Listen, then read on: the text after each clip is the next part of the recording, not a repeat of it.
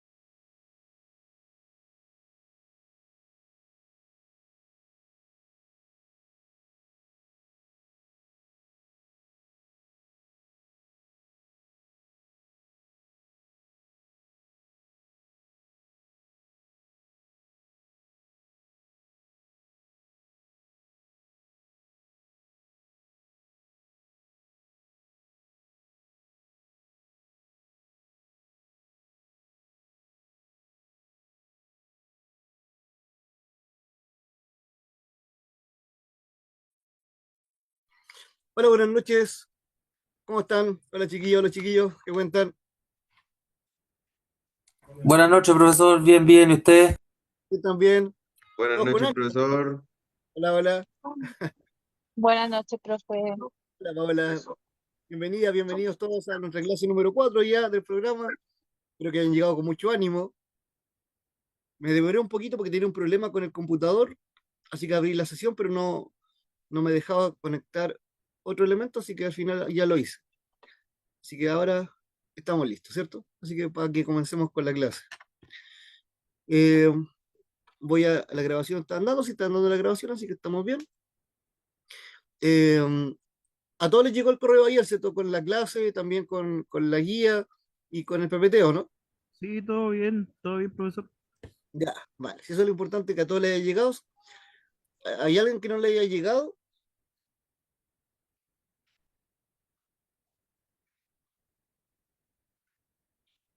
No. Ya. Eh,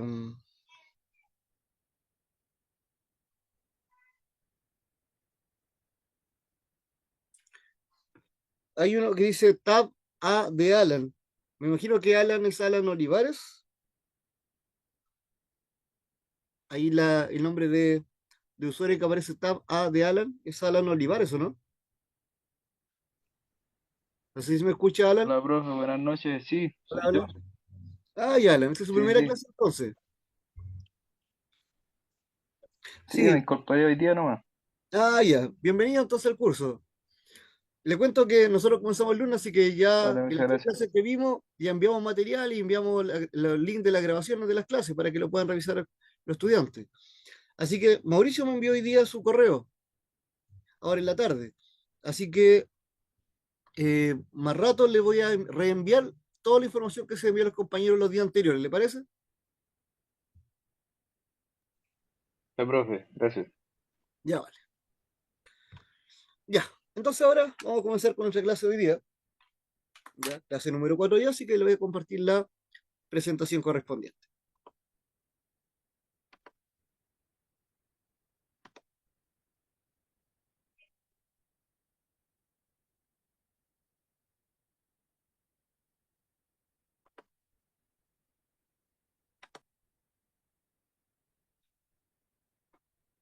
Ahí está. Bueno, como les contaba yo, estamos en la clase número 4 del programa. Quiero que recuerden que las tres clases que hemos tenido hasta el momento han sido de operatoria numérica y lo que es transformación de unidades. ¿Se acuerdan que vimos el día de ayer? Y hoy día en la clase 4 lo que nos corresponde trabajar es área y volumen de cuerpos geométricos. ¿Ya? Comenzamos hoy día lo que son poliedros. El lunes seguimos con lo que son cuerpos redondos y después seguimos con otros contenidos que son ecuaciones y también elementos básicos de estadística. ¿Ya? Entonces, ¿cuál es el objetivo de hoy día?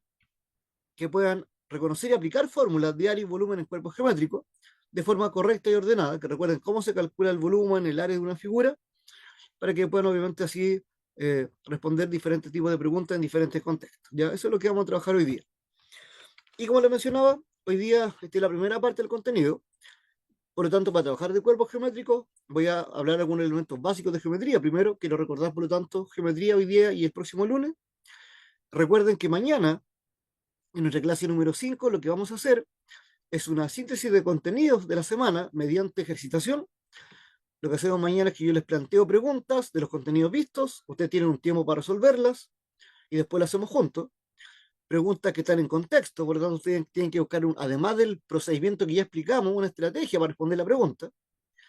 Y eso va a servir para que practiquen pensando en la prueba. Recuerden que mañana les entrego la prueba, en este caso que hay que entregar como máximo el próximo martes, y esa prueba evalúa lo que hemos visto hasta el momento. Evalúa la transformación de unidades, la operatoria básica con calculadora, y evalúa lo que estamos viendo hoy día de algunos cuerpos geométricos como el cilindro, o sea, como los prismas o poliedros que les voy a mencionar hoy. ¿Ya? Así que todo ese contenido, el que entre en la prueba, como les digo, pero mañana hacemos la síntesis en función de revisión de preguntas para que ustedes puedan ir viendo en este caso si puede responder esos contenidos correctamente. ¿Ya? Entonces, para comenzar la clase vamos a entrar en contexto con la siguiente pregunta. ¿Ya? Aquí nos preguntan, fíjense, cuántas probetas cúbicas de 150 milímetros de arista se podrán confeccionar con una carretilla que contiene 65 litros de hormigón fresco, considerando un 20% de pérdida de material durante la operación de llenado de moldes. ¿Ya? Esta pregunta, por lo tanto, involucra varios detalles. Por ejemplo, ¿qué significa para ustedes que me digan que tengo una probeta cúbica? ¿Qué significa eso? ¿Será que tiene 3 dimensiones? 3 dimensiones. ¿Y qué forma tiene al tener 3 dimensiones? Un De cubo. cubo. Un cubo, exactamente. Aquí nos están diciendo que la probeta tiene forma de cubo. Ya. Segundo, ¿qué significa que nos digan que mide 150 milímetros de arista? Sus lados miden 150 milímetros cada lado. Exactamente. Muy bien. El lado, ¿cierto? Es lo que se llama la arista en este tipo de figuras. Y lo que están indicando acá es que cada arista, por lo tanto, mide 150 milímetros, considerando que en estas figuras son todas exactamente iguales, ¿cierto? Como un dado, ¿cierto? Donde todas las caras son la misma cara. ¿Y qué nos piden con esto? La pregunta es, ¿cuántas vamos a ocupar para confeccionar una carretilla que contiene 65 litros de hormigón fresco, pero considera un 20% de pérdida de material? Claramente hay un cálculo de porcentaje, ¿cierto? Que también está relacionado con la pregunta. ¿Ya? Entonces, por ejemplo, para este ejercicio, ¿qué es importante considerar? Conocer cómo sacamos el volumen de la probeta, ¿cierto? ¿Cómo sabemos qué relación tiene el volumen, que puede estar en milímetros, o en centímetros cúbicos, o en metros cúbicos, con los litros que tengo? Y cómo consideramos la pérdida del 20% de material para ver la cantidad de probetas que podemos llenar, ¿cierto? Así que, primer detalle, si nosotros pensamos en esta estructura, si tenemos 65 litros para la carretilla y hay que confeccionar considerando un 20% de pérdida de material, ¿ya? ¿Cómo lo podemos hacer en este caso para saber cuántas probetas cúbicas vamos a ocupar entonces? Primero hay que descontar el 20% a los 65 litros, ¿o no? ¿Ya? Ahí Entonces, habría que, para descontar el 20%, habría que usar la regla 3 simple. Y con por ese ejemplo, resultado empezar a calcular la cantidad de hormigón para las probetas. eso muy bien, ¿cierto? Podemos utilizar partir con la regla 3 simple. Consideramos que tenemos un total de 65 litros, que como es el total de litros, es como nuestro 100%, ¿se acuerdan? Como aquí la pregunta es por un 20%, representa una X cantidad de litros, y nos presenta una regla de 3 simple, como vimos el día de ayer, ¿se acuerdan? ¿Y cómo se resolvía esta regla de 3? Había que multiplicar, ¿se acuerdan? Explicar. Cruzado, y dividir por el que sobra, ¿no? O sea que nos Sí. quedaría igual a 65 multiplicado por 20 y dividido por 100. Si nosotros aquí simplificamos, por ejemplo, 20 con el 100, el 20 en el 100 cabe 5 veces, 1 y 5, y sería 65 dividido por 5. Y eso da 13, ¿no? Sí, 13. Significa que hay 13 litros que se pierden. Por lo tanto, efectivamente, ¿cuánto es lo que hay que ocupar? La resto, ¿no? 52 litros. 65 litros es menos 13, un total de 52 litros. Eso es lo efectivo, eso es lo que vamos a confeccionar finalmente. Además de eso, nos da la probeta, que tiene 150 milímetros. ¿Qué relación nosotros conocemos de volumen? Ahí explicamos que un litro representaba una cierta cantidad de centímetros cúbicos, ¿se acuerdan? ¿Cuántos centímetros cúbicos era un litro? 1000. 1000, claro. Un litro era 1000 centímetros cúbicos. Por lo tanto, lo que podríamos hacer es transformar la unidad que es milímetros a centímetros, ¿sí o no? Si tengo 150 milímetros, ¿cómo puedo transformar 150 milímetros a centímetros?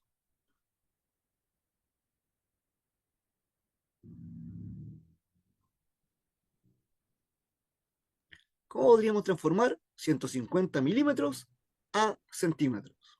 Sería dividiéndolo en 10. Muy bien, dividiendo por 10. Porque lo que nosotros sabemos es que hay 10 milímetros por cada centímetro. Por lo tanto, con eso simplificamos los milímetros y queda unidad centímetro. 150 partido por 10 daría un valor de 15, o sea que cada arista entonces vale 15 centímetros. ¿Se fijan? Ahí tengo la unidad ahora, 15 centímetros de arista. ¿Qué nos falta? Todavía saber el volumen de la probeta. Y si cada arista vale 15 centímetros, ¿cómo sacamos el volumen del cubito? Ya lo mencionamos, ¿se acuerdan? 15 por 15 por 15. Eso, 15 por 15 por 15. El volumen básicamente es la arista elevada a 3. Entonces ese 15 centímetros tenemos que elevarlo a 3, que es lo mismo que usted decía, multiplicar 15 por 15 por 15. ¿Cuánto nos da eso? 3.375. Ya, 3.375 centímetros cúbicos. Ahora, como lo que sabemos es que tenemos un total de 52 litros disponibles, ¿cierto? Que hay que rellenar por estas probetas. La pregunta es si los centímetros cúbicos los podemos llevar a litros. Y también se puede. Porque como el litro son 1.000 centímetros cúbicos, entonces, ¿qué hago ahora para transformar los 3.375 centímetros cúbicos en litros? Dividir Dividir. ¿Y por cuánto divido ahora? por 100. No, por 1000, No, por 1000, por 1000, por por 1000. 1000. Eso, por 1000. Muy bien. Divido por 1000, ya que hay 1000 centímetros cúbicos por cada litro. Con eso eliminamos los centímetros cúbicos y nos queda el litro. Y al dividir eso por 1000 quedaría 3,375 litros, ¿sí o no? Entonces, finalmente, como la pregunta es ¿cuántas probetas se van a ocupar? Toma los 52 litros, que es el volumen total, y se divide por el 3,375 litros, que es el volumen de una probeta, y eso que va a entregar la cantidad de probetas. ¿Y cuánto nos da esta división? 15,4. 15,4. Sí. Por lo tanto, ¿puedo confeccionar 15,4 probetas? Si la pregunta es ¿cuántas probetas se van a ocupar? 15.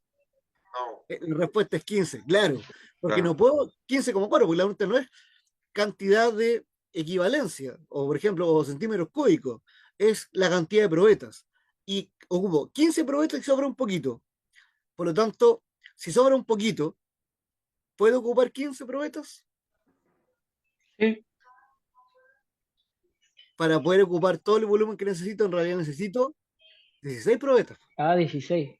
Para que el poquito, aunque sea un poquito que va en la otra probeta, se vaya a la confección de nuestro volumen. Porque aquí la pregunta es la cantidad de probetas que estamos calculando. No un volumen decimal, sino cantidad. Y aquí no puede ser 15 porque me falta, así que la respuesta correcta es aproximadamente 16 probetas. ¿Ya? Es muy importante el concepto del contexto de lo que estoy respondiendo, cantidad. Claro, cantidad son 16 probetas, no puedo ocupar, Profe, en este caso, como 4 probetas, sino que ocupo cantidad, 16 probetas. ¿Sí? profe, ¿puede explicar la última parte del ejercicio? Donde Sí, salió el 15,14. Ahí me perdí. ya. Es que primero dijimos que cuando sacamos los 65 litros, que era el total, le calculamos el 20%, ¿se acuerdan? Que nos dio 13 litros. Y lo restamos. Y nos quedaron 52 litros disponibles, ¿se acuerdan? Para llenar con las probetas. Y el volumen que calculamos de una probeta, como era del lado 15, era 15 por 15 por 15, que nos dio 3.375 centímetros cúbicos, que al dividirlo por 1000 quedó en litros, 3,375 litros. Entonces, como este 52 litros es el volumen total y el 3,375 litros representa el volumen de una sola probeta, lo que hacemos es dividir el total de volumen por lo que hace una probeta para conocer la cantidad de probetas. Esa división da 15,4. Pero como yo le decía, como es cantidad, no puedo decir que compro 15,4 probetas. O sea, compro 15 o compro 16. Pero en este caso no puedo ocupar 15 porque me falta, así que compro 16 o uso 16 para poder tener todo el volumen que se requiere en la pregunta. ¿Se entiende, no? Sí, profe, ahora sí. Es el detalle, ¿vale? Entonces, ¿qué es importante en esta pregunta? Que vamos a utilizar lo anterior. Vamos a utilizar el concepto de transformación de unidades, la operatoria que vimos, y vamos a considerar los cuerpos geométricos para la clase de hoy día y también del próximo lunes, ¿vale? Entonces, ¿qué conocimientos previos tenemos que manejar? Lo que vimos ayer de transformación de unidades, el concepto de área, volumen de superficie, y conceptos de área, perímetro y figuras planas, y un concepto más importante que el teorema de Pitágoras, que vamos a recordarlo ahora, como herramienta mínima necesaria para poder trabajar bien con cualquier figura en realidad que uno trabaje en la parte de geometría. ¿Ya? Ya. Entonces primero partamos revisando algunos elementos básicos de geometría. Cuando yo tengo una figura plana, por ejemplo, un cuadrado, el cuadrado recuerden que tiene todos los lados iguales,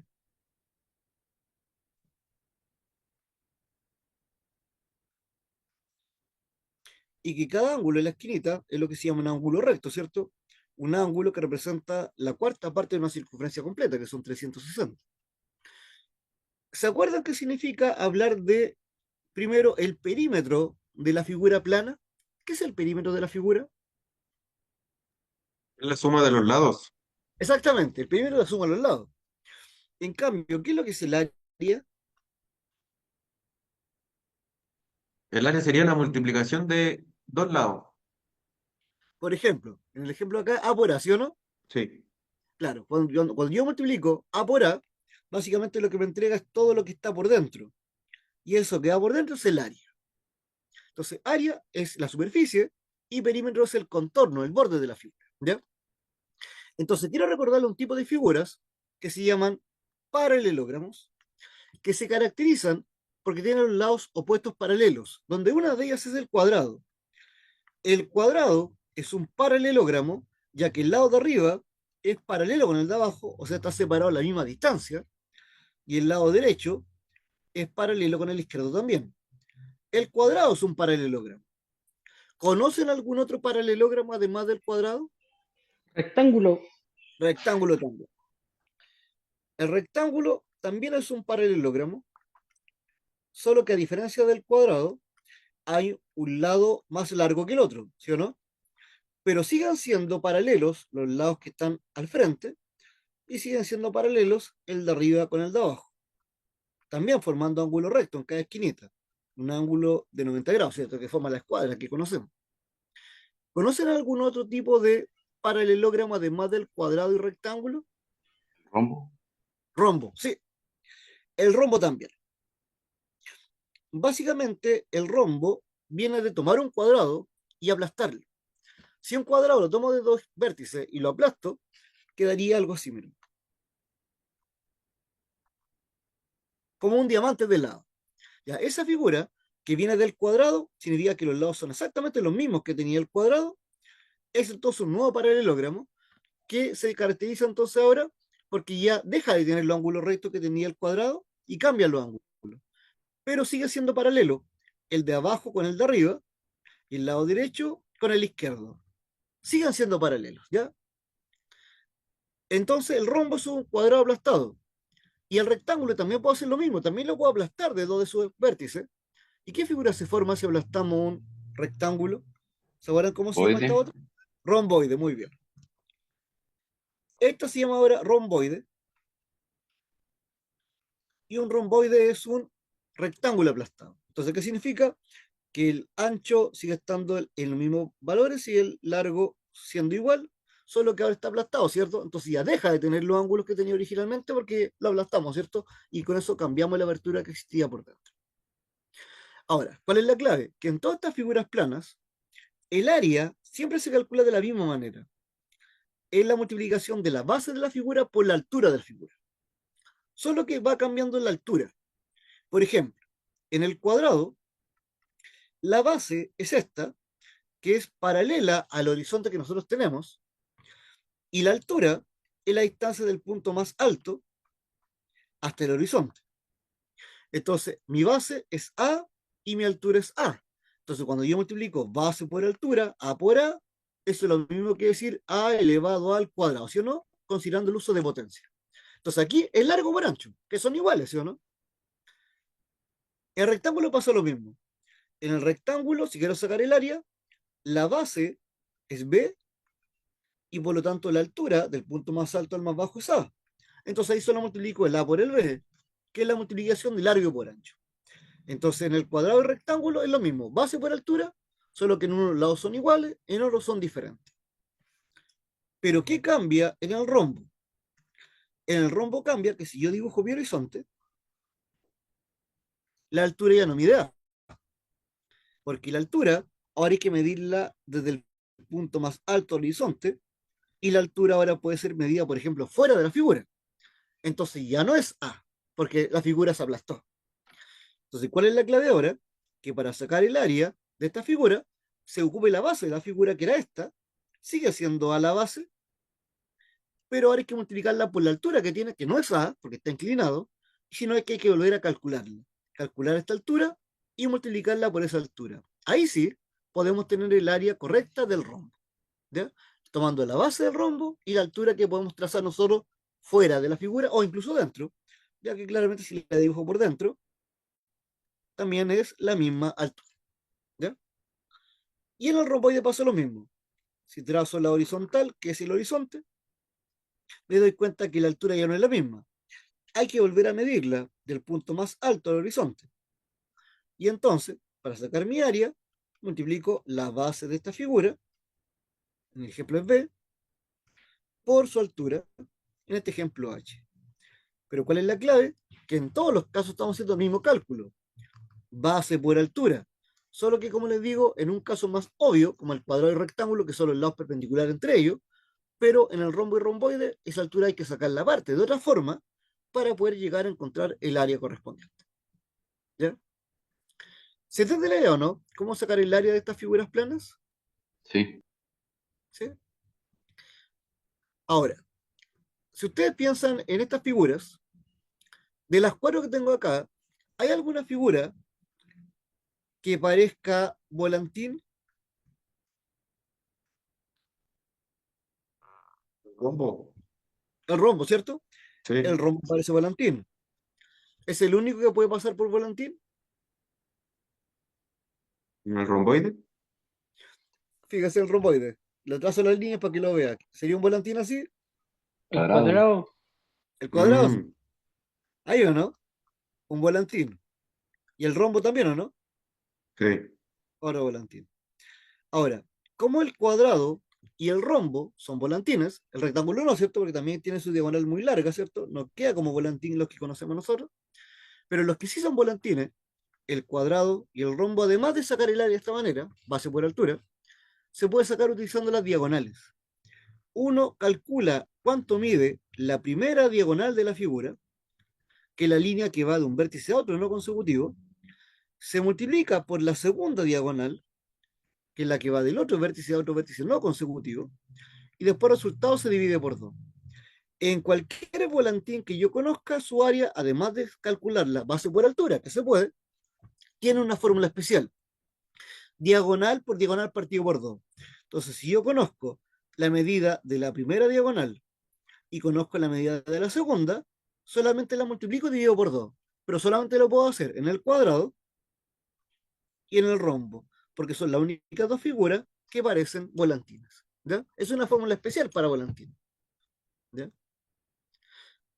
De hecho, si ustedes se acuerdan, a lo mejor más de alguno, quizá alguna vez, ay, perdón, elevó una cometa, ¿o no? Un pavito, como le llaman muchas veces, ¿cierto? Ese pavito, esa cometa, también se podría sacar con la misma fórmula de área.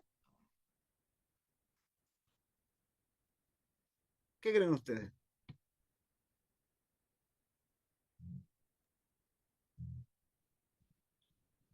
¿Se podría Yo creo sacar? que no. Te digo que las diagonales tienen diferentes distancias, ¿o no? Tiene diferentes distancias, pero recuerde que acá no importa, porque aquí también tiene diferentes distancias. Miren, en el rombo hay una más larga y hay una más Ya, corta. sí. Sí, sí, sí. Y esa figura que le acabo de dibujar, una cometa, ¿parece volantín? Sí, Entonces también se puede. Por eso esta fórmula es para todas las figuras que parezcan volantín. Y son el cuadrado, el rombo y esta otra, que podríamos llamarla trapezoide simétrico, que también es un volantín. Muchas veces también se le llama deltoide. Ya no sé si alguna vez han escuchado ese nombre, pero un deltoide es una cometa. ¿Ya? Y una cometa básicamente representa que se puede aplicar la misma fórmula que conocemos para los volantines. ¿Ya? Esa es la estructura. ¿Ya? Profesor, ¿Sí? ¿y cuál es el trapecio? Ah, ya, el trapecio es diferente. Voy a ocupar acá para hacer el trapecio. El trapecio es cuando se tiene un lado paralelo con otro, solamente dos lados paralelos. Y al unirlos, los lados que le quedan no son paralelos. ¿Se fija? Ese es un trapecio. Eh, ¿Cuál es la diferencia de lo anterior? Que cuando teníamos el paralelogramo, yo tenía la base y la altura, y yo decía, ah, entonces el área es base por altura, ¿se acuerdan? Ahí se acaba el área. Pero cuando tengo un trapecio, resulta que la base que tengo arriba es diferente a la base que tengo abajo. Y la altura, claro, la puedo medir el punto más alto del horizonte, pero si yo multiplicara base por altura, estaría formando el paralelogramo. Y la de arriba no es paralelogramo. Entonces, ¿qué es lo que uno hace cuando quiere sacar un área de un trapecio? Uno toma la base de arriba, la suma con la de abajo y la divide por 2. ¿Cómo se llama cuando uno toma dos valores, los suma y los divide por 2? ¿Qué era eso? ¿Se acuerdan? Es un promedio. Es un promedio, exactamente. Entonces, ¿qué es lo que uno dice? Que cuando uno saca el promedio de las bases, eso se llama la mediana del trapecio. ¿Y qué es la mediana? Es una línea que va de un punto medio a otro punto medio en los lados que no son paralelos. Entonces, esa línea amarilla es la que yo estoy llamando la mediana. ¿Y qué pasa entonces? Que para sacar el área de la figura, esa suma A más B partido por 2, solamente hay que multiplicarla por la altura, que es lo mismo que decir entonces que multiplique la mediana por la altura, y eso entrega el área de cualquier trapecio. ¿Ya? Ahora, la gracia está en que la mediana es fácil de calcular, porque el número queda justo al medio. Por ejemplo, si este midiera 10 y este midiera 20, ¿qué número va justo al medio entre 10 y 20? 15. 15. Entonces la mediana vale 15.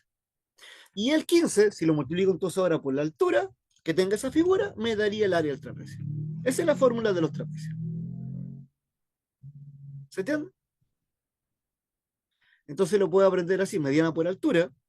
¿Y qué significa numéricamente? Que es el número del medio de las bases, es el promedio de ellas, por lo tanto, multiplicando por la altura, y eso entrega el área de cualquier trapecio, no importa la forma que tenga. ¿Ya? Pero lo que estamos viendo ahora, que son paralelogramos, la clave es siempre el área es base por altura, y además, en los volantines, una fórmula especial que es con las diagonales. Eso me ayuda a reconocer las fórmulas en el caso que sea necesario de ocupar. ¿Ya? ¿Se entiende la idea o no? La diferencia entre paralelogramo y trapecio. Sí. ¿Hay alguna Sí, duda hasta profesor. aquí? Sí, profe. ¿Sí? Ahora, ¿qué otro elemento importante en geometría? Elemento básico, los triángulos. Todos se acuerdan que un triángulo tiene tres lados. Y recién explicamos que cuando yo multiplico base por altura, obtengo un paralelogramo. Si ustedes miran mi ejemplo aquí, al calcular el área, me da la figura completa. Pero miren, ¿qué pasa con la figura? Que está compuesta por dos triángulos. Hubo un triángulo en la parte de arriba y un triángulo en la parte de abajo. Entonces, ¿qué significa? Que cuando uno multiplica base por altura, da el paralelogramo completo, pero como la figura tiene dos triángulos, ¿qué debo hacer con esa área para obtener un triángulo? Simplemente dividirla por dos. Entonces, la fórmula de un triángulo es básicamente ahora que multiplique base por altura y eso lo divida por dos para que me dé la mitad de un paralelogramo. ¿Cuál es la única clave? Tener una base que sea fácil de medir, que sea paralela a mi horizonte. Y tener la altura, medida del punto más alto al punto más bajo. Teniendo la base y teniendo la altura, mi área va a ser entonces base por altura dividido por 2. Siempre base por altura y la mitad. Acá, por ejemplo, otro triángulo, este es su base, y por lo tanto este lado sería su altura. Y la fórmula sería entonces la misma, base por altura dividido por 2. Incluso esta otra, miren, porque esta es la base. Al estar así, fíjense, esta altura en realidad se llamaría profundidad, ¿o no? Porque estoy mirando hacia abajo. Pero es una distancia. ¿Y la distancia cómo es? ¿Positiva o puede ser negativa? Positiva, solo Siempre positiva. positiva. Sí. Exactamente. Por lo tanto, que le llame profundidad o que le llame altura, da lo mismo, porque igual es la distancia del punto más alto de la figura hasta el punto más bajo. Esa, por lo tanto, es nuestra altura, y que yo conozca la base y conozca esa altura, permite que el área sea igual que la anterior, base por altura dividido por 2. Siempre ocupamos la misma formulita, base por altura partido por 2, para obtener cualquier tipo de triángulo. Pero hay algunos triángulos especiales. Por ejemplo, ¿se acuerdan cómo se llama el triángulo que tiene todos los lados iguales? Equilátero. Equilátero. Perdón. Ya, el triángulo que está acá es un triángulo que se llama equilátero, que significa que los lados son iguales. Bueno, en el caso del equilátero, hay una fórmula de área que solo sirve para el equilátero, que es la misma anterior. Es base por altura partido por 2, exactamente la misma. Solo que se puede calcular de memoria haciendo lo siguiente. Cuando quiero sacar el área de un equilátero, lo que hace uno es tomar el lado de la figura, en mi ejemplo vale A, y ese lado elevarlo al cuadrado, multiplicarlo por el mismo lado. Y después finalmente, ¿qué hace con eso? Lo multiplica por raíz de 3 y después lo divide por 4. Y eso va a entregar el área de cualquier equilátero solamente conociendo su lado. ¿Ya? No importa el lado que tenga. Si yo le digo que el lado vale 5 centímetros, entonces yo digo el área es facilita. Es el 5 al cuadrado. 5 al cuadrado son 25. Y eso lo multiplico por raíz de 3 y lo divido por 4. Y eso me entrega el área de ese triángulo equilátero. Es muy rápido de aprender, pero es una fórmula especial que solo sirve para el equilátero. Para cualquier otro triángulo, y para el equilátero también, de hecho, se puede también ocupar la fórmula de base por altura dividido por 2. ¿Ya? Son las fórmulas más importantes que uno debe conocer cuando hablamos de triángulo. Y perímetro, claramente, como explicamos anteriormente, es la suma de los lados de la figura. ¿Ya? ¿Se entiende la fórmula, no? De área de un triángulo. Sí, profe, yo entendí. Bueno, ¿Qué más? ¿Qué una figura plana es importante? Que la vamos a ocupar la próxima semana cuando veamos cuerpos redondos. Es, por ejemplo, la circunferencia y el círculo. ¿Se acuerdan si hay diferencia entre circunferencia y círculo o es lo mismo? Es de que uno, el círculo es plano y la circunferencia puede ser en 3D, ¿o no? No, Sí, tiene porque como si es profundidad. 3D, se llama esfera. Si es 3 dimensiones, se llama esfera. Si es plano, se puede llamar círculo o circunferencia.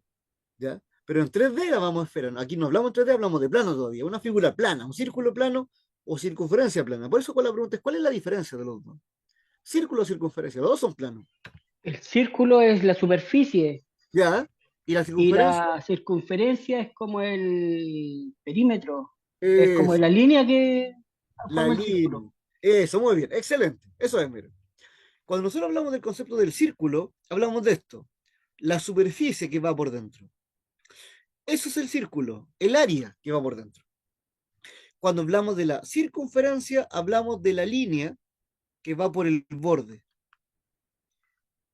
Esa línea que va por el borde, para nosotros es la circunferencia. ¿Ya? Una es área, otra es perímetro. ¿Y qué fórmula es la que uno tiene que aprenderse? Obviamente la de área y la de perímetro. ¿Ya? Bueno, generalmente uno se la aprende de memoria nomás.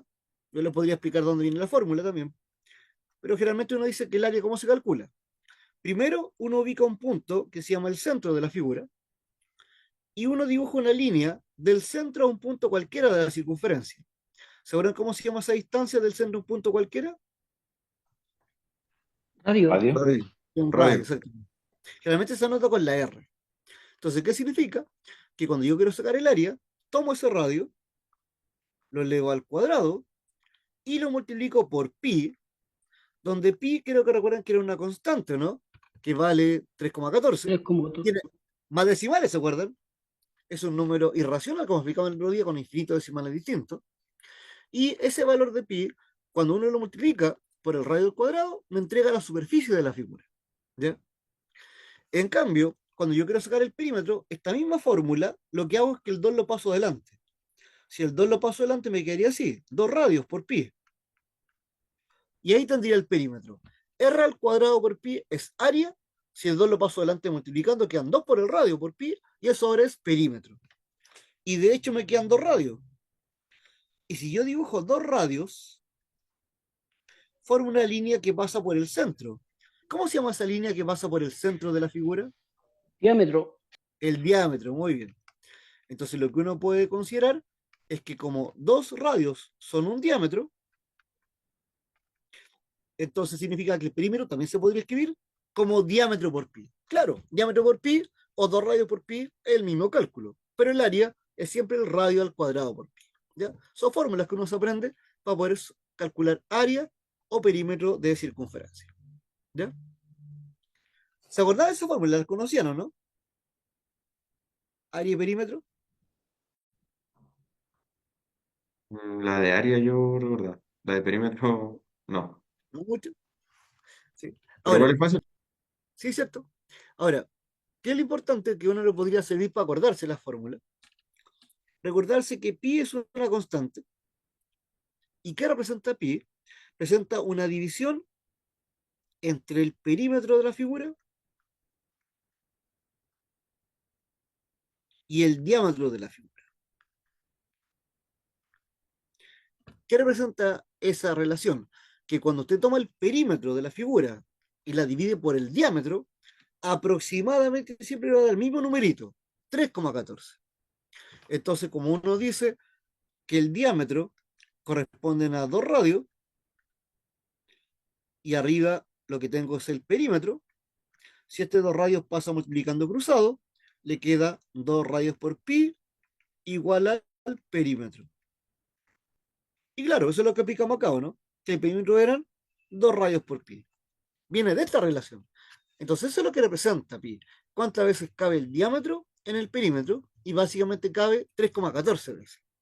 O sea que si el diámetro fuera 10, entonces cabe aproximadamente 3 veces y un poquito. O sea, 30, como algo, 31, como algo. Ese sería su perímetro. 3, algo veces cae el diámetro en la vuelta completa. ¿Ya? Esa es como la característica. Ahora, cuando uno trabaja en geometría, hay que aprenderse formulitas para poder trabajar. Y hay que aprenderse algunos teoremas también que ayudan a hacer cálculos. Uno de los teoremas, lo deben conocer quizá alguna vez, quizá lo escucharon, el famoso teorema de Pitágoras. ¿Lo conocen o no? ¿Se acuerdan de él? Yo sí, profe. Un Sí, puro nombre. es buen nombre. Ya, Bueno, no. primer detalle, el teorema de Pitágoras es un teorema que tiene el nombre de Pitágoras, que era un matemático muy famoso, pero que él no lo inventó básicamente, ¿ya? Este teorema es mucho más antiguo que el mismo Pitágoras, que el que tiene el nombre. Es un teorema que incluso hasta los babilónicos lo ocuparon muchos siglos antes que él. Y él solamente, ¿qué es lo que hizo? Lo formalizó. Pitágoras, bueno, dentro de la matemática moderna, es como el padre de la matemática, podríamos decir, desde el punto de vista que formalizó la matemática. O sea, había muchos cálculos que sabía de antes, que se contaban de boca en boca, que los ancianos los conocían, y lo que hizo formalizarlo. ¿Por qué no lo enseñamos? ¿Por qué no hacemos como una universidad? Para que las personas aprendan acá esta matemática y la puedan después seguir esparciendo como si fuera una religión. Entonces, claramente, de ahí viene el nombre porque él tiene la importancia de haber creado como el primer paso de hagámoslo formal. Pero en realidad los tenemos son mucho más antiguos que él, solamente él, como les digo, lo formalizó. ¿Y de qué se trata el teorema? Miren, que funciona para triángulos que son rectángulos, que el triángulo rectángulo es el triángulo que solamente tiene un ángulo recto, como una escuadra, ¿cierto? Ese es un triángulo rectángulo. Y básicamente este teorema, como les digo, mucho más antiguo, y lo antiguo, pensemos en los babilónicos si quieren, muchos siglos antes, como ya les decía, se dieron cuenta de lo siguiente, que cuando uno tenía un triángulo de esta forma, y uno tomaba uno de sus lados, que entre paréntesis, los lados que van al lado del ángulo recto, se llaman catetos, ¿ya? Que vienen del latín cateito, que significa perpendicular. Básicamente, ¿por qué? Porque entre ellos forman un ángulo recto, o sea que son perpendiculares, son la punta de la escuadra, ¿se fijan? Entonces, ¿qué dijeron ellos? Que si tomaban un cateto, ellos podían construir un cuadrado de la misma forma del cateto. Si tomaban el otro cateto, podrían construir un nuevo cuadrado con la misma medida también del cateto. Pero ¿qué pasaba? Que igual quedaba una nueva dimensión. Esa dimensión es el lado más largo del triángulo, que se llama hipotenusa, ¿se acuerdan? Donde la hipotenusa también viene del latín, hipotenoisa, algo así, que significa tensar fuertemente. ¿Ya? Básicamente es como decir, ya, si yo quiero hacer un arco para tirar flecha, este es mi arco, me falta la alianza, ¿cierto? Para después tirar la flecha por ahí, ¿sí o no? Entonces acá, estos catetos son mi arco y, la hipotenusa es la alianza. Y para poder tensarla, tengo que afirmarla arriba, tirarla muy fuerte, con mucha fuerza, y amarrarla abajo para que quede tenso, ¿no? Y después pueda lanzar las flechas. De ahí viene el concepto, básicamente, por eso se llama así. ¿Y qué se dieron cuenta los antiguos? Que si en la hipotenusa construían también un cuadrado, iba a ser mucho más grande que los anteriores. Obvio, ¿sí o no? Porque la hipotenusa es más grande. Pero además se dieron cuenta que pasaba lo siguiente, que si yo tenía un área, por ejemplo, este cuadrado mide 1 metro cuadrado, y el otro cuadrado tenía su área, por ejemplo, 3 metros cuadrados, se dieron cuenta que el área del cuadrado que faltaba siempre era la suma de los dos. O sea que el área más grande equivale a 3 más 1, 4 metros cuadrados. Siempre el área más grande era la suma de las dos más pequeñas. ¿Y cuál es la ventaja de saber eso? Que si yo conozco el área de un cuadrado, explicamos recién que el área se calculaba lado por lado, ¿no? Por lo tanto, si el área vale 4, ¿qué número habría que multiplicar por el mismo número para que dé 4? 2. 2 por 2, muy bien. Entonces, ¿qué significaba? Que este lado, que era la hipotenusa, entonces medía 2, por ejemplo, en la figura. Entonces, el teorema que permite que al conocer dos áreas, calcule la que falta. Y al conocer la que falta, yo me pregunte, ¿qué número multiplicado por sí mismo da ese número? Y aquí en el ejemplo era el 2, que es lo mismo que calcular la raíz de 4. Claro, la raíz de 4 también es 2, ¿no?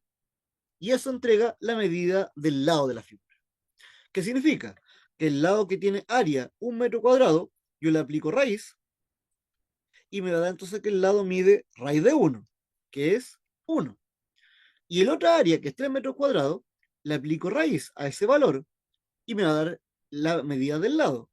Y significa que el lado que falta entonces mide la raíz de 3, que es un valor inexacto. Pero con este teorema yo puedo encontrarlo, se fijan numéricamente. Mide raíz de 3, que debe ser 1, algo. Pero yo puedo saber cuánto vale considerando la relación de Pitágoras. Y uno se lo aprende así en el colegio, ¿se acuerdan? Que la hipotenusa al cuadrado es igual que el primer cateto al cuadrado más el segundo cateto al cuadrado. Y cuando uno tiene que hacer algún cálculo, aplica la fórmula de Pitágoras, que es esta, y puede sacar un valor que le falte. Siempre y cuando tengamos dos valores, van a poder sacar el tercero. Hay que tener dos por lo menos de los tres. Si tengo uno, no puedo, porque hay que suponer mucho. Pero teniendo dos de los tres, ya puedo sacar el que falta, ya sea un cateto o ya sea la hipotenusa. ¿Ya? ¿Se acordaban un poquito ahora mejor del teorema, no? ¿Les suena?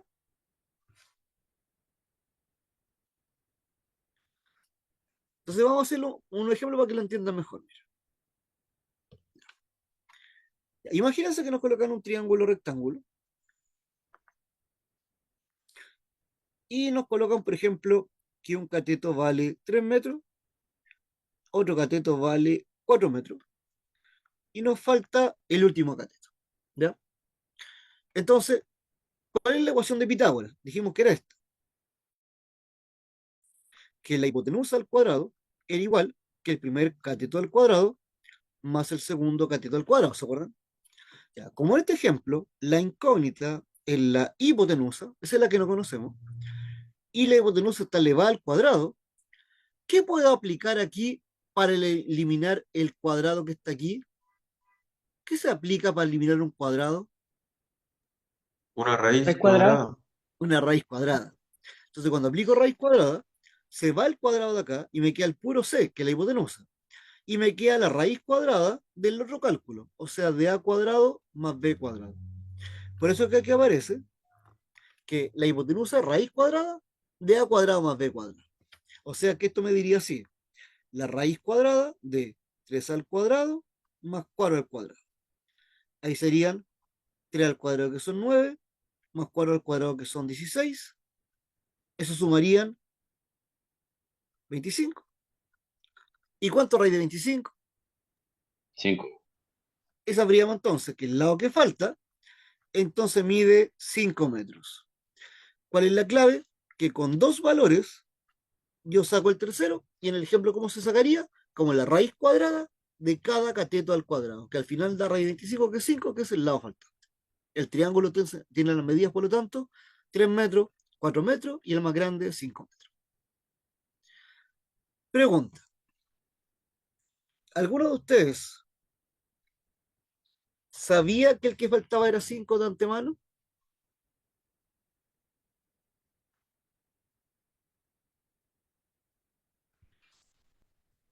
Yo no, Sí, pero profe, porque eso se usa generalmente cuando en los terrenos que no hay nada, ¿Ya? sirve como para cuadrar, por decir, la esquina, Exactamente. ¿o no? Eso. Este trío pitagórico, fíjense, es un trío muy fácil, de números consecutivos, 3, 4, 5. Y se llama trío pitagórico porque son 3 números que cumplen con el teorema. Y como usted dice, es fácil de aprendérselo, 3 metros, 4 metros, 5 metros. Por lo tanto, si usted tiene un terreno, como dice usted, y dice, oye, estaré haciendo el ángulo correcto, no esté cuadrándolo bien, es solamente cosa de tomar una medida de 3 metros, otra medida de 4 metros, y después comparar la distancia que une esos puntos. Si la distancia que lo une es de 5 metros, claramente que está cuadrado porque va a formar el ángulo recto que tengo acá. De hecho, generalmente muchos maestros se lo saben de memoria en la escuadra, porque algunas escuadras miden 30, 40 y 50 centímetros, ¿sí o no? ¿Y por qué? Porque el trío 3, 4, 5 yo lo puedo multiplicar por el número que yo quiera y sigue cumpliendo con el mismo teorema. Si el 3, 4, 5 lo multiplico todos por 10, claramente quedan 30, 40 y 50. Y ese trío también es un trío que hubo muchos maestros para que con la escuadra digan, ya aquí me cuadró, ya estoy bien cuadrado, porque me está formando los 50. Simplemente mido con lienza, mido la distancia y a veces eso es la única clave para tener un ángulo recto correctamente instalado. ¿Sabía? oiga, profe, ¿Sí? ¿y esos valores pueden ser diferentes o siempre son 3, 4, 5? Ah, Digo, no, que en este ejemplo, este es un trío especial. Puede ujú. pasar que ese 3, 4, 5 yo lo multiplique por 2, 6, 8, 10, Ah, no, por claro, 3, pero siempre 9, ocupándolo, 15, po. etcétera. Claro. Pero le puedo mostrar más tríos, mire. Voy a decir A otro ver, ejemplo. Voy a poner un lado que vale 5, por ejemplo, y un lado que vale 12. Bueno, ahí tengo la hipotenusa, ¿no? Ya, sería la misma fórmula anterior. Sería la raíz cuadrada del primer cateto al cuadrado más el segundo al cuadrado, ¿no? Que fue lo que explicamos acá arribita. Y sería 5 al cuadrado que son 25 y 2 al cuadrado que son 144. ¿Cuánto suman ahí? 144 y 25, 169. Sí, sí, 169. ¿Y profe. cuánto es la raíz cuadrada de 169? ¿Qué número por el mismo número da 169? 13. 13. 13. Entonces acá tengo otro trío. 5, 12 y 13. Entonces alguien puede decir, uy, tengo justo una escuadra que tiene 50 centímetros, 120 centímetros, 130 centímetros. Claro, porque el mismo trío multiplicado todo por 10. Insisto, por el número que yo quiera. La clave está en que este trío, 5, 12, 13, es otro trío pitagórico que también tiene número entero, y por eso que muchos maestros también se lo saben de memoria, porque a lo mejor con eso cuadran también, pues, cuadran la esquina, como les digo, de una construcción, el marco de una ventana, etcétera. De hecho, también podemos funcionar otro que es bastante común, miren. Voy a colocar acá 17 en la hipotenusa, un cateto que mide 15 y me falta el otro cateto. A diferencia de esto, ahora estamos calculando un cateto. Entonces, miren, en los catetos, básicamente hay que hacerlo al revés. Como en la hipotenusa, en la suma del primer cateto al cuadrado más el segundo al cuadrado, entonces cuando hay que sacar un cateto, es la resta. Entonces lo hacemos así, es la raíz cuadrada de la resta entre la hipotenusa y el otro cateto que me entrega. Entonces, para sacar el valor que falta, es la raíz cuadrada de la hipotenusa, que es 17, al cuadrado, menos el otro cateto, que es 15 al cuadrado. La hipotenusa al cuadrado menos el otro cateto que nos piden. Ahí restamos ahora porque es un cateto. 17 por 17 da 2,89. 15 por 15 da 2,25. ¿Cuánto da 2,89 menos 2,25? 4, 6, ¿o no? 64. Sí, ¿Y cuánto da 64. 64? 8. Y 8 sería la raíz. Entonces el trío ahora vale 15, 8 y 17. Y ese también es un trío que muchos maestros también se lo saben de memoria y que lo ocupan para trabajar porque cumple con el famoso teorema de Pitágoras. ¿Te fijas? Esa es la ventaja del teorema, que ayuda a encontrar valores y claramente se ocupa en toda la matemática, lo que es ingeniería, lo que es construcción, lo que es, eh, no sé, arquitectura, etcétera. Son tríos importantes y muchos matemáticos se dedican solo a jugar con esto, solamente buscar más cálculos y más relaciones de Pitágoras o más relaciones de aplicación de teorema. Y eso es muy importante para, insisto, toda la matemática que tenemos ya de todos los últimos 20 siglos, más o menos. Bueno, entonces Pitágoras sirve para esto, y las fórmulas son raíz cuadrada de la suma de los catetos cuadrados cuando es hipotenusa, o raíz cuadrada de la resta de la hipotenusa con el cateto siguiente al cuadrado cuando es un cateto. ¿Ya? Ahora, como detalle, apréndanselo de memoria. 3, 4, 5, 5, 12, 13, 8, 15, 17, porque muchos cálculos que uno hace, como le digo, son tan comunes los tríos que uno los puede sacar a tiro lo que falta, o por último amplificar un triángulo multiplicándolo todo por un número el que yo quiera, para que calce con mi escuadra o con mi cordel que estoy midiendo, etcétera, para que pueda hacer la comparación correcta. ¿Ya? ¿Se entiende cómo funciona Pitágoras, no? ¿Se acordaban un poquito de esto? Algo porque Pitágoras lo vieron hace mucho tiempo, yo creo, ¿no? Sí, profe, se entendió. ¿Sí? Aquí voy a colocar un ejemplo más práctico para que vean cómo sería su utilidad. Mira. Dice que un cable de acero nace del suelo en un soporte A y llega a la punta de un poste de 40 metros de altura, o sea que hay un cable que va a ser todo de aquí hasta acá. Dice que la distancia entre el soporte y la base del poste es de 30 metros, y decía que la altura del poste era de 40 metros, y preguntaban cuánto mide el cable, ¿cierto? Que en el punto A con el punto B. ¿Pueden decirme rápidamente cuánto mide el cable? 50, 50, 50 claro, metros. porque el trío común, dijimos, uno común era 3, 4, 5. Si me doy cuenta que 30 es 3 por 10, me doy cuenta que 40 es 4 por 10, y me olvido del 10, claro, 3 4 falta el 5. Pero como el oro está multiplicado por 10, este también lo multiplico por 10, ¿no? Y me queda que el lado faltante equivale a 50. Esa es la ventaja de conocer los tríos pitagóricos, ¿se fijan? Ahora, si yo no lo conozco, ni un problema. Porque como tengo el cateto que vale 30 y el cateto que vale 40, yo sé que la hipotenusa es la raíz cuadrada del primer cateto al cuadrado más el segundo cateto al cuadrado. Ni un problema. Lo hago así nomás. 40 al cuadrado son 40 por 40, que son 1600. 30 al cuadrado son 30 por 30, que son 900. Van a sumar 2500. Y la raíz de 2500 es 50. Y claramente lleva a la misma respuesta. Solo que el manejar trío pitagórico de memoria ayuda muchas veces a cálculos más rápidos, como yo le decía, aunque si no lo tengo ni problema, aplico fórmulas como Pitágoras de inmediato y tengo el valor faltante. ¿Ya? Entonces, fíjense en la siguiente pregunta. Preguntan cuánto mide el perímetro y el área total de la figura. Recuerden, perímetro es la suma de todos los lados, ¿cierto? ¿Qué me dicen acá?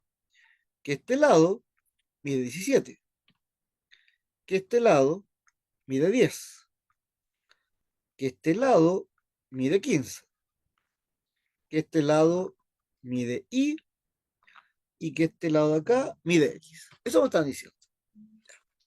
Pregunta, ¿puedo sacar directamente el perímetro de la figura?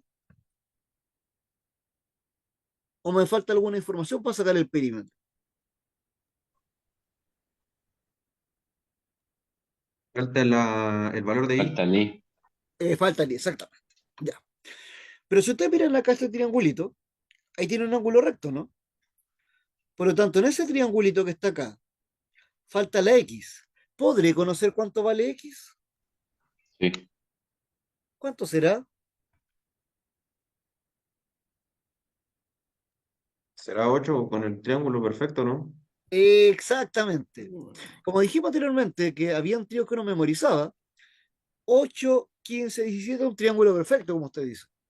Por lo tanto, cuando yo me doy cuenta que, claro, tengo el 17 en la hipotenusa y 15 en un cateto, me falta el 8.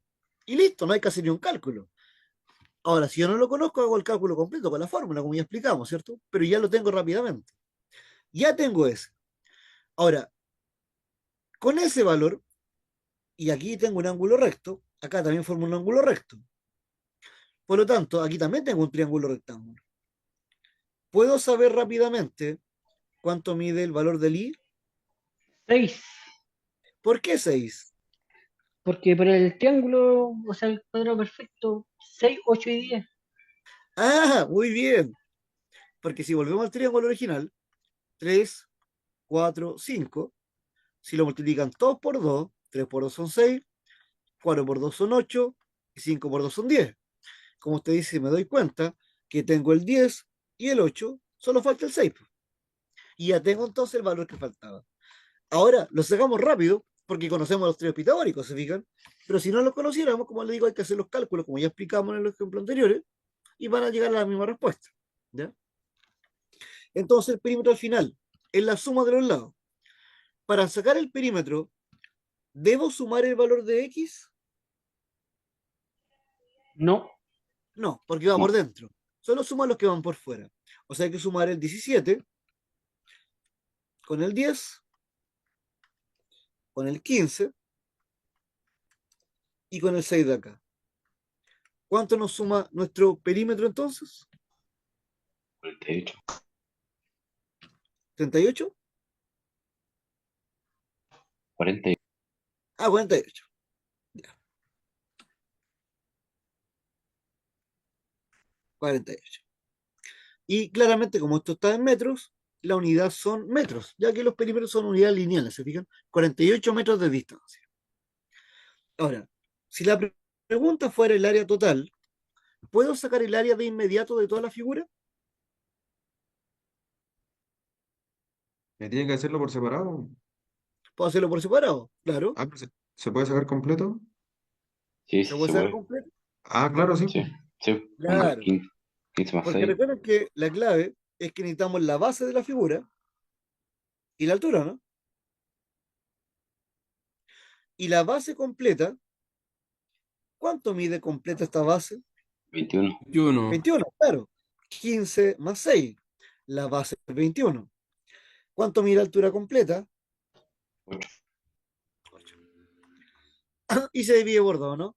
Y ahí sería el cálculo, 21 por 8 partido por 2. Si al 8 le sacamos la mitad, serían 4. Y 21 por 4, 84. Y como es superficie, metro por metro, va a dar metro elevado al cuadrado, por ejemplo. ¿Sí o no? Entonces el triángulo es base por altura. Tenemos la base, tengo la altura, base por altura dividido por 2. Nos entrega el área y la suma de los lados entrega el perímetro. ¿Y qué estoy ocupando? Teorema de Pitágoras. Ahora, como les digo, todas estas herramientas son las mínimas necesarias para trabajar con la otra figura que voy a mostrar ahora, que son poliedros. Porque los poliedros, ¿qué son? Cuerpos en tres dimensiones. Y como están compuestos de figuras planas, si no manejo las figuras planas, no puedo manejar los cuerpos, porque dependen de esas figuras. ¿Ya? Entonces, los poliedros, ¿cuáles son? Cualquier figura que tenga solamente lados rectos y caras rectas. O sea, la típica caja que nosotros conocemos en la caja de zapato, en la pasta de dientes, en el cereal, por ejemplo. Esos son poliedros. Todas sus caras son rectas y obviamente planas, ¿cierto? Para el lado que las mire. Ese, en este caso, es el que se llama un poliedro. Ahora, esta que tengo acá es una caja normal, ¿cierto? Como yo decía, como la caja del cereal.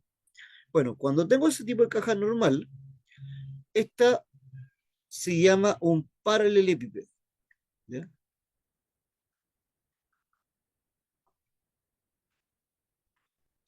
El paralelepípedo es la caja típica que ustedes tienen, ¿cierto?, en la casa. ¿Y qué tiene esa figura? Tiene caras, que son el contorno de la figura. La esquina de las cajas se llaman vértices. Y los lados de la figura, ustedes me dijeron de antes que se llamaban aristas, ¿se acuerdan? Así que lo que tenemos en los paralelepípedos, básicamente que tengo acá, es que tiene 12 aristas, tiene 8 vértices y tiene 6 caras, ¿cierto? Cantidad de caras por la superficie, aristas por las líneas de los lados y vértices por la esquinita, ¿ya? Y esta figura, además, se le puede llamar un prisma. ¿Cuándo a una figura se le llama prisma? Cuando la forma que tiene en la cara superior es la misma forma que tiene en la cara inferior. Si la forma se mantiene de superior a inferior, esa figura entonces va a ser un prisma. Y también obviamente es parte de los poliedros. Las cajas típicas, como yo lo mencionaba, también son prismas. Y estas figuras tienen dos conceptos, el concepto de volumen y el concepto de área. Y volumen es como lo que ocupa por dentro, ¿cierto? Si yo lo llenara con agua, ¿cierto? Sería la cantidad de agua que cabe dentro de la figura, el espacio que ocupa. ¿Y cuál es la estructura? Básicamente para volumen podemos resumirla de la siguiente manera. En cualquier prisma, donde la cara de arriba sea igual que la cara de abajo, yo podría, por ejemplo, calcular el área de la cara de abajo. ¿Qué tendría al calcular el área? La base nomás. Pero sería una figura plana, la base, ¿cierto? ¿Cómo formo volumen? Repitiendo la misma base otra vez, encima de la otra, y después encima de la otra, como si fueran platos. Un plato encima de otro. Si van colocando un plato encima de otro, ¿qué va a pasar? Que al final van a tener la caja completamente llena de platos, ¿no? Y todo ese espacio es lo que se llama el volumen. Por lo tanto, el área de la base, para poderla repetir, se multiplica por la altura. Y al multiplicarla por la altura, va a entregar entonces el volumen, ¿ya? Entonces esa es la estructura, básicamente. Área de la base por altura para sacar el volumen de cualquiera de estos primos. ¿Ya?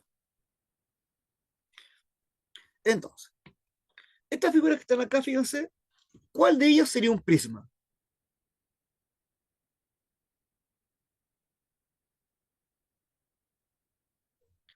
¿Cuál de esas 5 figuras sería un prisma? El cubo, El cubo, exactamente. Porque la cara de arriba es igual que la de abajo. También es un prisma. Y básicamente consideremos que este prisma tiene todos los lados iguales, ¿se acuerdan? Entonces tiene el nombre especial de cubo. ¿Y cuáles son sus caras? Son 6 cuadrados. Entonces, claro, la figura está rellena por 6 cuadrados por fuera. Tengo más figuras. Por ejemplo, podría yo tener un tetraedro que tiene solamente 4 caras. ¿Y qué es lo que son las caras? Son triángulos equiláteros. Entonces, claramente esta figura ya no es prisma, pero sigue siendo un poliedro, porque para que sea poliedro necesita que tenga lados y caras rectas. Por ejemplo, un octaedro tiene 8 caras. ¿Y qué son? 8 triángulos equiláteros. Es como tener un cuadrado y en la parte de arriba tengo una pirámide con 4 triángulos equiláteros y abajo tengo otra pirámide invertida con 4 triángulos más. Ahí tengo 8 caras, ¿cierto? Un dodecaedro, por ejemplo, viene que tiene 12 caras. 1, 2, 3, 4, 5, 6. Claro, 6 mirándome a mí, lo que implica que para el otro lado es 6 más. 6 más 6, 12. Un icosaedro tiene 20 caras. 1, 2, 3, 4, 5, 6, 7, 8, 9, 10, mirándome a mí. Por lo tanto, para el otro lado tengo 10 más. Y ahí tengo las 20 caras, ¿se fijan? Ahora, todas estas figuras son poliedros, pero como les digo, esta figura es el único prisma que tengo.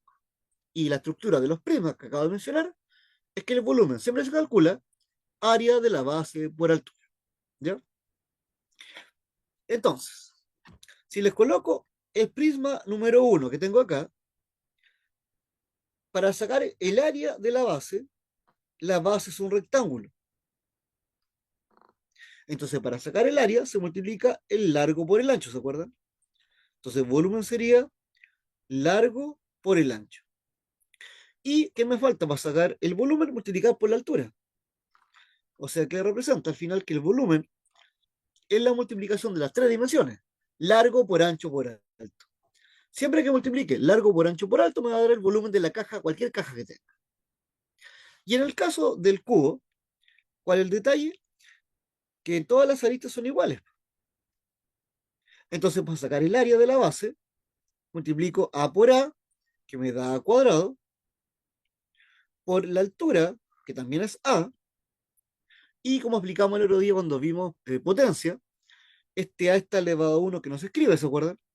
Y cuando tengo una multiplicación de potencia con la misma base, se conserva la base y los exponentes se suman. 2 más 1 lo que daría 3.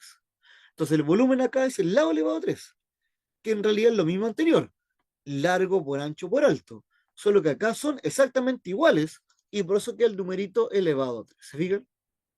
Esa es la idea para el volumen de estas figuras entonces. ¿Se entiende cómo sacar el volumen de un prisma entonces?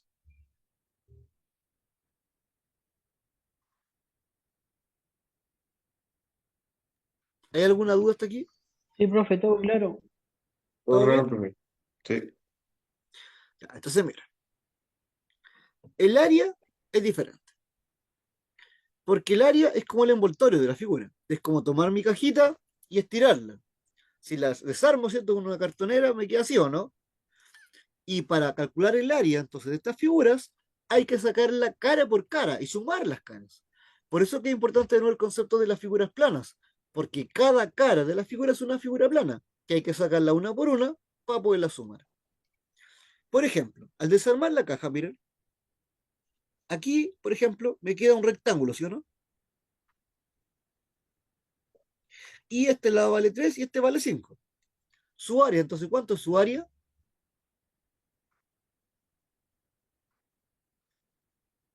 Por 5 serían 15 centímetros Eso, cuadrados. 15. Muy bien. Eso, centímetros cuadrados. Claro, porque ya explicamos que en el caso del cuadrado o el rectángulo, su área era largo por ancho. Y multiplicando 5 por 3 me da 15, ¿cierto? Y con eso tengo esa área. ¿Esa área es igual que alguna otra área? Sí, las que están al lado, en la misma dirección. ¿Sí? Ah, no, no, no, no, no, no, no, no. ¿No? No, ¿Cuál? esa es a la tercera. Sí, ¿A esa. esta? Sí. Esa. Bien. Eso. Estas son iguales. Porque si nosotros pensamos que desarmamos la caja, si esta fuera, por ejemplo, la base de la caja, ese sería el techo, ¿no? Porque la Sí, desarmamos. Sí. Entonces, claramente aquí también tengo 15 de área. Muy bien. Ya. Esta, en cambio, ¿cierto?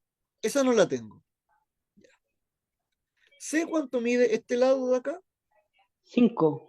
Sí, eso. Igual que al frente, ¿no? Aquí era 5. Aquí también. Muy bien. 5 centímetros. Ya. ¿Sé cuánto vale el de acá? 2.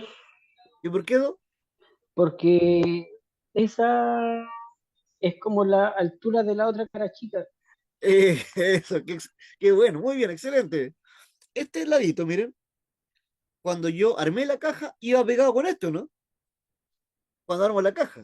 Claramente significa que esa medida es igual que esa. Por lo tanto, claro, si esta mide 2, como dice acá, esa también vale 2. Entonces, esta área, ¿cuánto vale acá? 2 por 5. Bien, 10. ¿o no? Y sería igual que esta de acá también. Sí, Claro, Sí. porque si esta era la base, este era el techo, este es el lado izquierdo, es el lado derecho, ¿no? De la caja. ¿Qué falta? Adelante y atrás. Esta es la cara que falta de adelante y esa es la cara que falta de atrás, ¿o no? De la caja. sí. Y ya sé que este lado vale 2. ¿Cuánto mide este de acá? 3. Claro, porque este calza con esto, ¿no? Y ahí tengo 3 más. Sí. O sea, aquí tengo 3 por 2, 6 más. Y acá entonces también tengo 6 más. Entonces, por eso que es importante el uso de las fórmulas pequeñas para sacar las caras individualmente y después sumar el área total. Sí, exactamente. Arriba también mide 2 y como ya explicábamos, entonces si este vale 3, entonces aquí también es 3, y por eso también tenemos un nuevo 6. Finalmente, la área total es la suma de 15, más 15 que son 30, más 10 que son 40, más 10 que son 50, y más 6 que son 12, lo que daría un área de, por ejemplo, 62 centímetros cuadrados, ¿cierto? Ya que son superficies.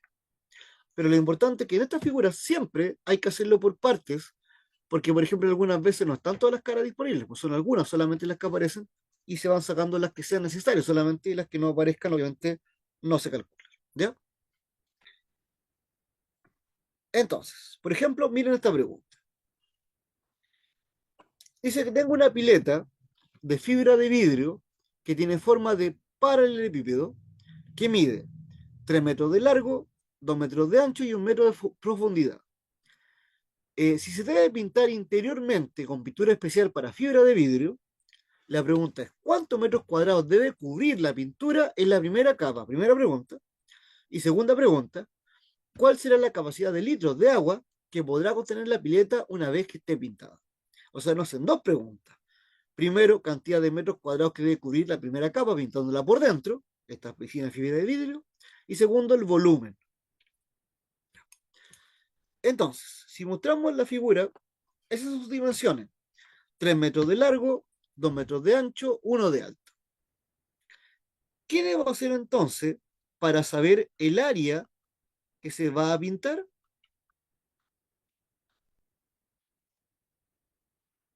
Hay que sacar la área de las caras Hay que sacar el área de las caras, ¿cierto? que se van a Ahora, pintar. que se van a pintar. En esta figura, ¿cuántas caras debo considerar entonces? Si es una piscina o una Cinco. pileta. Claro, 5. 5 Porque caras. arriba no hay Sí, nada, ¿cierto? claro.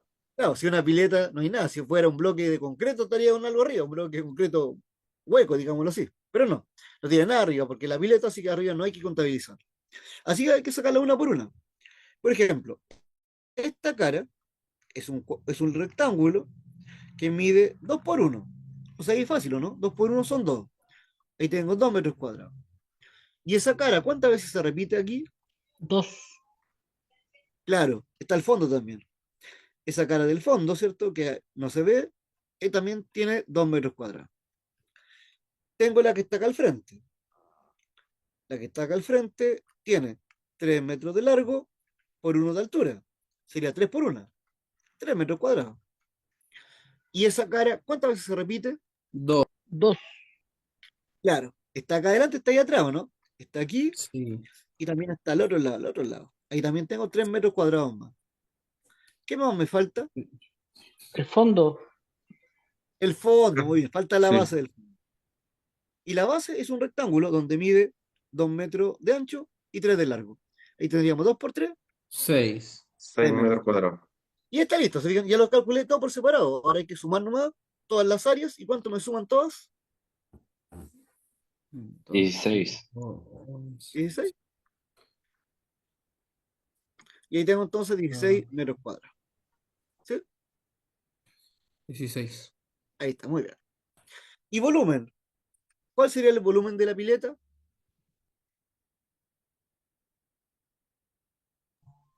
2 por 3 por 1. Eso, Dos, ¿cierto? dos por tres por uno. Básicamente, largo por ancho por altura. 2 6 metros cuadrados. 6 Seis. metros por cúbicos. 3 por 1. 6. Ah, y metro metro cúbico, ¿sí o no? Metros cúbicos, sí. O sea, ¿cuántos litros? ¿Se acuerdan? Un metro cúbico eran ¿cuántos litros? 1000. 1000 litros. Entonces, Sí. ¿cuántos litros tengo acá? 6.000. 6.000. 6000 litros. Eso es lo que estaríamos gastando en este caso en llenar esta pequeña pileta para bañarse en el verano. Y esto uno lo hace, ¿o no? O no sé si ustedes lo hacen, pero yo tengo una piscina de esas que se arman chiquitita y siempre que he hecho el cálculo, claro, yo la primera vez que hice la medí, pues, la mía mide 3 por 2 y por 1. Claro, 3 por 2 por 1 son 6. Entonces sé que cada vez que la lleno son 6000 litros que se gastan al tiro. Y trato de que dure lo más posible, ¿cierto? Ojalá todo el mes, para llenarla una pura en el verano, no sé, en el mes más caluroso, porque si no sale mucha plata, ¿cierto? Después al final. Bueno, esa es la forma, ¿sí o no? Sí. Bueno, pero el concepto es que los cuerpos que estamos viendo hoy día son fáciles, son prismas, y como les digo, el volumen es la multiplicación de las tres dimensiones, o lo que yo decía, área de la base por altura. Porque al conocer esta área que tengo acá abajito, solo falta multiplicar por la altura para que dé el volumen. Y el área, siempre es el área, es por parte. Hay que descomponerlo, cara por cara, sumarlo, y ahí llegamos al área total de las figuras. ¿Ya? No hay fórmulas únicas para área, sino que ver cuántas caras tengo, cuántas hay que calcular, y se van sacando, si hay iguales se multiplica por la cantidad, si no hay iguales se calcula una a una, porque puede ser figuras mucho más diferentes a esta, otros poliedros distintos, como una pirámide quizá, y ahí claramente no todas las caras son iguales, y ahí tenemos que ir viendo en este caso la área en forma individual. ¿Ya? Ahora, pregunta capciosa. Un molde para concreto tiene forma de prisma, ¿ya? Y tiene base hexagonal, que significa que la base es un hexágono, que tiene 6 lados, ¿ya? Y dice base hexagonal regular. Eso significa que todos los lados son iguales, ¿ya? Que una figura sea regular significa que tiene la misma medida en cada los lados, como el equilátero. El equilátero regular, todos los lados son iguales. Y esa base tiene un área de 260 centímetros cuadrados. Y la figura tiene una altura de 25 centímetros. La pregunta, ¿cuántos centímetros cúbicos de concreto se pueden verter dentro del molde? ¿Qué hay que hacer? Multiplicar los 260 por los 25. Claro, porque como sabemos el concepto del volumen es que tome el área que tengo en la base y lo multiplique por la altura. Y aquí en esta pregunta, ¿qué me están dando el área? Justo el área. ¿Y qué me están dando también? Justo la altura. Así que la única clave es multiplicar base por altura. Ahora, ¿qué me confirma que está correcto? Porque la unidad es centímetro cúbico. Y la unidad habla de volumen, ¿sí o no? Y es este cálculo que tengo acá. ¿Cuánto da eso? 260 por 25. 6.500. 6.500 centímetros cúbicos. centímetros cúbicos, ¿sí o no? Y ahí tengo ya el volumen de la figura. Pero ¿por qué es importante el concepto? Porque muchos de mis estudiantes realmente le ha pasado que se acostumbran al volumen así nomás, largo por ancho por alto.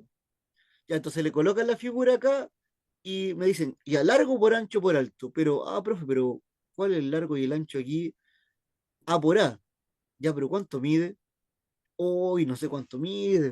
No, hoy ¿cómo lo hago? No sé cómo. Y no es necesario porque le dieron el área. Cuando multiplico largo por ancho para sacar el área. Pero aquí me la dieron. Por lo tanto, la clave es conocer la definición básica, que es el área de la base por la altura para tener el volumen. Pero igual me pasa que algunos estudiantes quedan ahí pegados. Pucha, no sé cómo hacer el ejercicio, profe, me falta el lado. Y no es necesario porque, insisto, la clave es el área de la base. ¿Ya? Ahora, ¿cuál será el detalle? Si yo no lo conociera, el área de la base, ¿cuál sería lo que uno podría hacer, por ejemplo? Que como es un hexágono, si del centro yo lo trazara puras líneas hacia los lados, formaría triángulos, ¿sí o no? 6 triángulos. ¿Qué tipo de triángulos creen que serían estos 6 que formé desde el centro?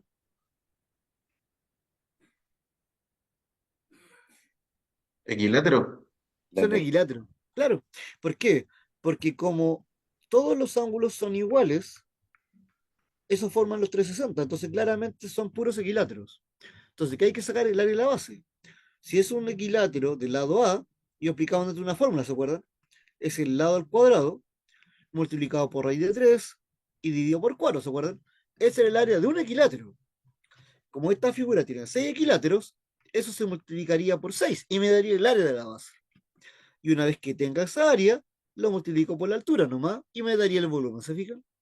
Pero acá tendrían que haberme dado yo el valor de la, ellos a mí, para yo sacar el área del equilátero por 6, para tener el volumen, el área completa de la base, y yo sé que después por altura, por la definición básica, me hubiera entregado el volumen. Pero aquí no era necesario, porque ya me entregaban el área de la base. ¿Ya?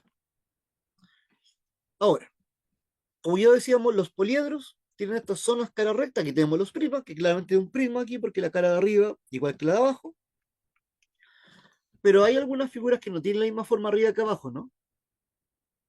¿Qué figura no tiene la misma forma arriba que abajo, por ejemplo? ¿Un cono? Un cono, pero un cono tiene zonas curvas, hay que pensar en zonas rectas. Ah, ya, vale. Zonas rectas solamente, El trapecio. Bueno, un trapecio, ¿cierto? Podría ser un trapecio. Y pensando en el cono, ¿qué otra figura además que se parezca al cono pero con lado recto y cara recta? La pirámide. La pirámide. Pirámide, bueno. La pirámide también es un poliedro, pero ya no es un prisma, porque no tiene la misma forma arriba que abajo. De hecho, termina en punto, ¿sí o no? Entonces, ¿cuál es el detalle? Solamente para el caso de las pirámides. Que yo, si quiero sacar el volumen, puedo hacer lo mismo que hice antes. Área de la base por la altura. Saco el área de la forma que tengo en la base y lo multiplico por la altura. Pero eso, ¿qué me formaría? Un cubo. Un prisma. O sea, un Claro, cubo. un prisma como el que vimos recién. Ahora, ¿qué es importante? Que si yo multiplico solamente así, sé que la pirámide es más chica que el prisma, ¿no? Por lo tanto, área base por altura me da mucho más volumen. ¿Y cuál es la única clave? Saber que las pirámides siempre son un tercio del volumen de la figura que va por fuera. Así que la única corrección que hago es que la misma fórmula que ya me aprendí, la divido por 3. Y ese es el único detalle. Sacando el área de la base y multiplicando por la altura, eso da, insisto, una figura mucho más grande. Pero siempre la divido por 3 cuando termine en punta y va a dar el volumen correcto de la figura. ¿Ya? Entonces, por ejemplo, miren, aquí vienen a calcular el volumen de una pirámide cuya base es un cuadrado de 24 centímetros de lado y tiene altura de 32,9. Ya, entonces, aquí tengo la base. La base es un cuadrado del lado 24. Y yo dije que el volumen era área de la base por altura, ¿se acuerdan? Ah, pero ¿cuál es el único detalle? Que como termina en una puntita, eso solamente hay que dividirlo por 3. Entonces, para sacar el área de la base, que es el cuadrado, uno multiplica el lado por el lado, 24 por 24, ¿no? Y después por la altura. La altura es 32,9. Entonces, claro, la altura va del punto más alto hasta el punto medio de la base, ¿no? Ahí tengo la altura 32,9. Área de la base por altura. Y claro, como ya explicamos, al terminar en punta, sé que este volumen dividido por 3, ya que si no lo divido por 3, me va a dar un prisma. Y no, yo necesito la pirámide, que es un tercio de ese volumen. Y ahí está el cálculo, ¿se fijan? Área de la base por altura partido por 3. Entonces, casi lo mismo cálculo. ¿Cuánto da eso? ¿Me puede explicar cómo sacó la altura? Los 32,9. ¿De nuevo, Ah, por aquí favor? me lo dan, miren. 32,9. Ah, ya. Ahí estaba ya. Aquí Vale. lo pongo. No lo había visto. ¿Sí? Ahora, ¿cuánto me da eso, chiquillo?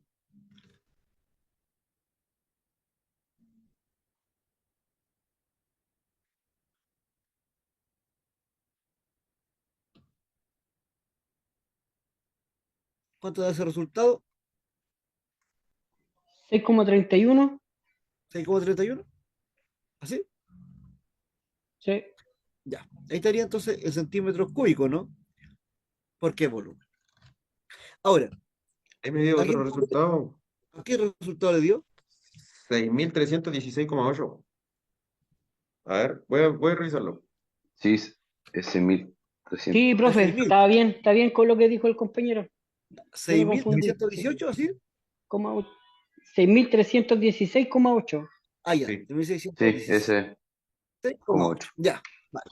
Ahí sí, ya, súper bien. Muy bien.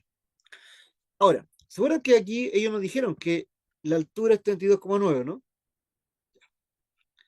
Ya, imaginémonos que no conocemos la altura. Entonces, ¿qué es lo que puedo ocupar yo para sacarla?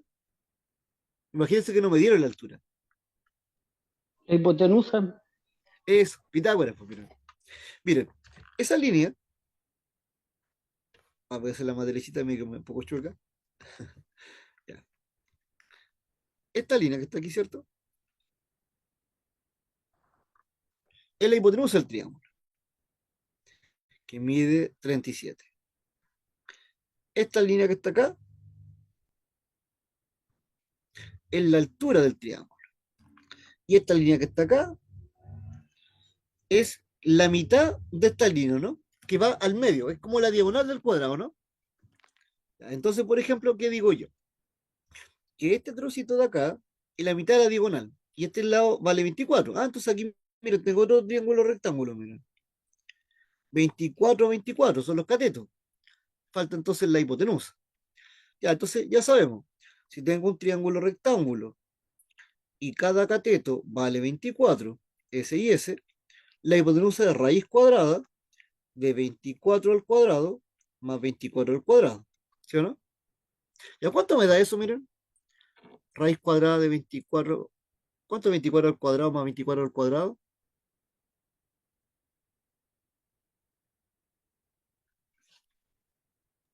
23,94 me da. Eso da el resultado. Al final, 33,94, ¿no? ¿Así? Sí. Ya. ¿Y qué nos falta? La altura, ¿o no? Dijimos, a lo mejor no la dieron. Y aplicamos Pitágoras de nuevo. Solamente queda un cateto. Recuerden, al ser un cateto, es la raíz cuadrada de la hipotenusa al cuadrado menos el otro cateto al cuadrado. ¿Se acuerdan? Cuando es hipotenusa es la suma, cuando es cateto es la resta de la hipotenusa con el cateto. ¿Cuánto da eso? Raíz cuadrada de 37 al cuadrado menos 33,94 al cuadrado.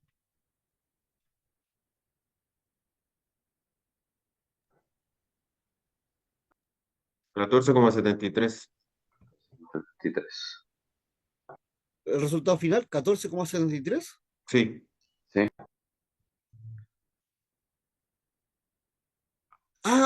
Detalle, perdón. Que la que sacamos acá, 33,94 es completa. Y aquí necesitamos solamente la mitad.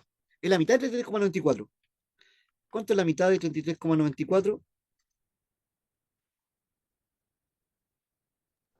16,90. Ya, 16,9. Entonces, acá este cálculo es 16,9. Sí, es que lo que pasa es que hicimos el cálculo de hipotenusa, pero estamos ocupando este pedacito nomás. Dijimos que era la mitad de la hipotenusa, la mitad de la diagonal completa, que eran iguales esos pedacitos. Entonces le restamos el 16,9 al cuadrado. Ahora, ¿cuánto da?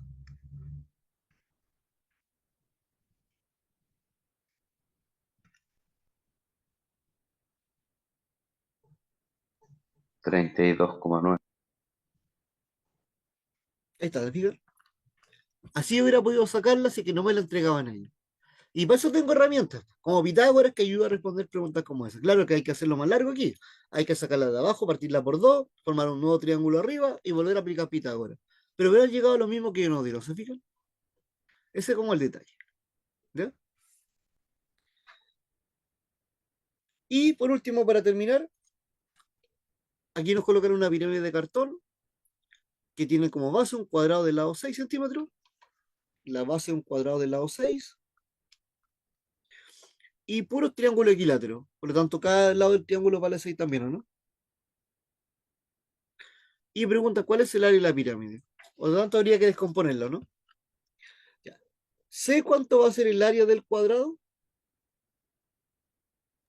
Sí. ¿Cuál va a ser esa área? 36. 36, 6 ¿cierto? por 6 por 6. 36. Sí. Muy bien. Pero este de acá era en equilátero, ¿no? Equilátero del lado 6. Sí. Para sacar el área tenemos la fórmula, ¿se acuerdan? Era el lado al cuadrado por raíz de 3 dividido en 4. ¿Cuánto es 6 al cuadrado? 36. Por raíz de 3 partido por 4. ¿Y cómo son estas áreas entre ellas? Iguales. Son Igual iguales. es claro. Ah, se Así que multiplica por lo mismo, 4. multiplícalo por 4. A multiplicar por 4, puedo borrar el 4 de abajo en el 4 de arriba, ¿no? Como simplificaron, ¿no? Sí. Y me quedaría que el área entonces es la suma del primer cálculo que hicimos, que dio 36, más el segundo cálculo que hicimos, que nos dio 36 raíz de 3. Ahí tenemos, por lo tanto, el área completa de la figura. Pero ¿cuál es la clave? Igual que la otra, descomponerla cara por cara. Y si se repite, mejor para nosotros, multiplicamos por el total. Si no se repite, ya una vez y la otra una vez, hasta que saquemos toda el área. La clave siempre es la misma. Áreas se calculan cara a cara y por eso es clave las figuras planas que mencionamos al comienzo de la clase. ¿Ya? ¿Se entiende la idea o no? Más o menos cómo trabajar con estos poliedros y su concepto de volumen y área? ¿Hay alguna duda? Yo no, profesor. ¿No? Yo por acá todo claro. ¿Todo bien? Súper bien. Entonces, hoy día que trabajamos, concepto de área y perímetro y volumen y área de estos poliedros.